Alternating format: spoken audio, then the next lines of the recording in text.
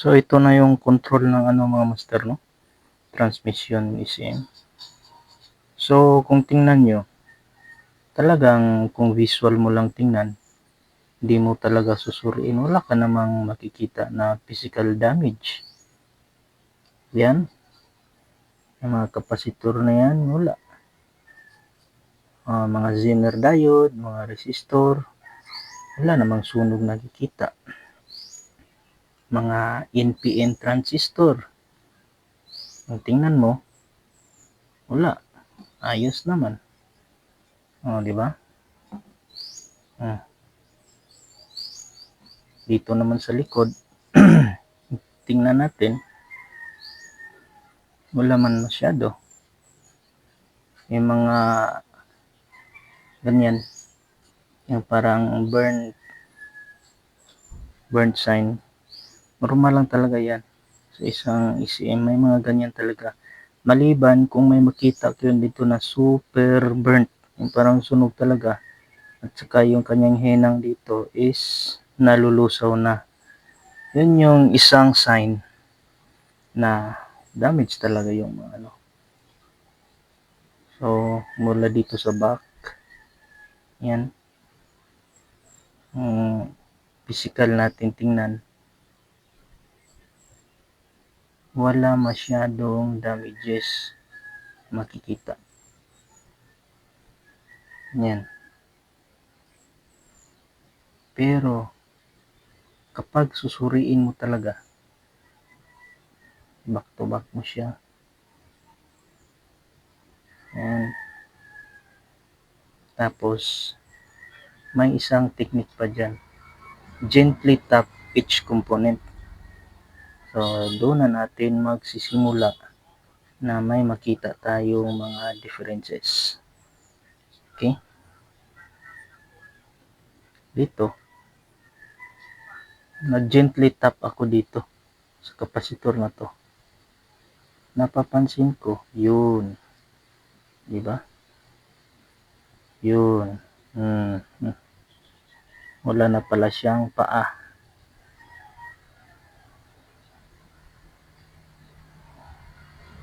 Oh.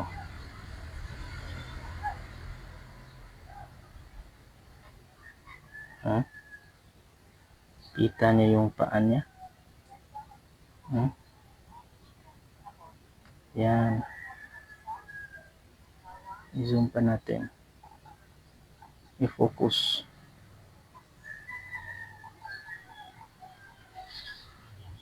Kailawan.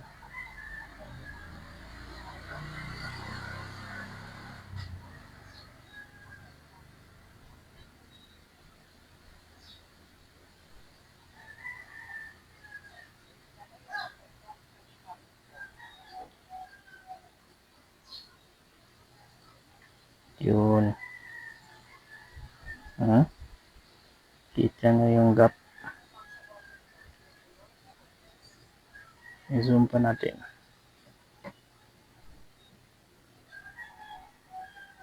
Yan, medyo klaro. Yun. Yan. Kaya, napaka-importante sa magre-repair ng mga electronics, yung gently tap every components.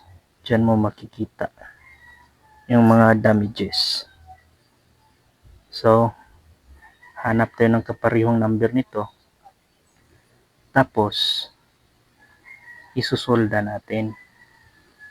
At saka, dahil itong klase na kapasitor may sira, nag-gently tap din ako dito. At yun din, may nakita din ako. Yun.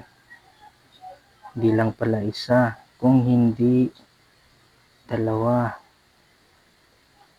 Okay. I-zoom natin.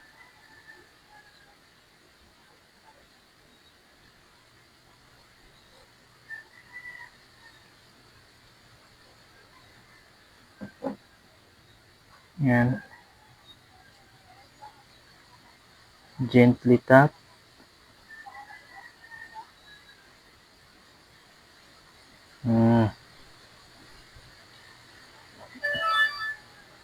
Gently tap.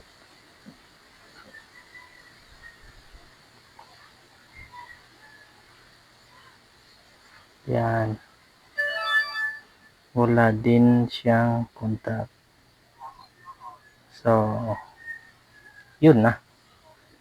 So, kapag maayos na natin to, yung lahat ng wirings na ni-repair ko doon, pwede ko na yun ibalik sa original lahat. Kasi nakita na natin yung mga damage dito. So, okay.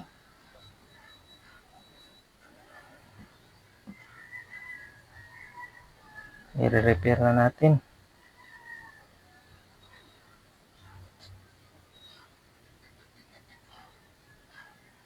Tsaka ito. Yun.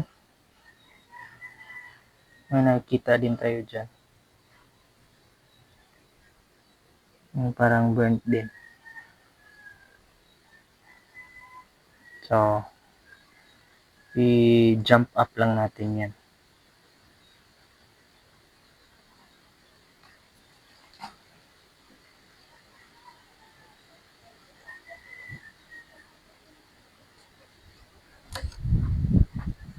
So, yun yung nakita natin. Kaya, nawala yung kanyang shifting. So, next, isusolda naman natin to. I-videoin din natin yung pagsolda.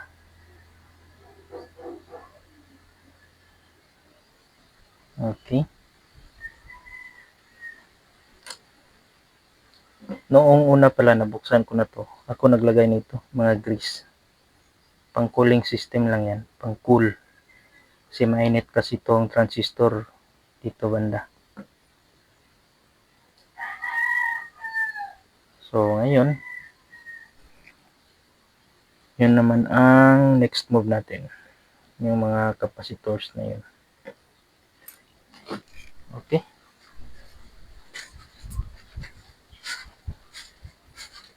Balik mo natin dito sa unit.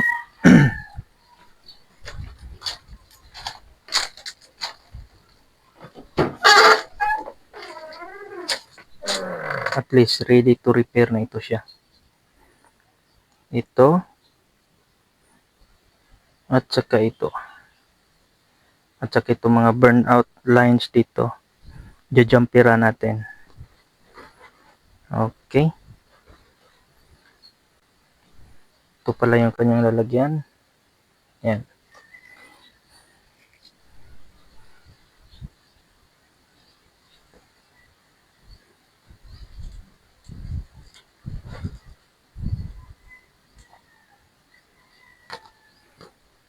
Okay mga master. Next video yung pagsolda naman natin. Susolda natin siya. Yung pagpalit nito. Tsaka nito. I-videoin din natin.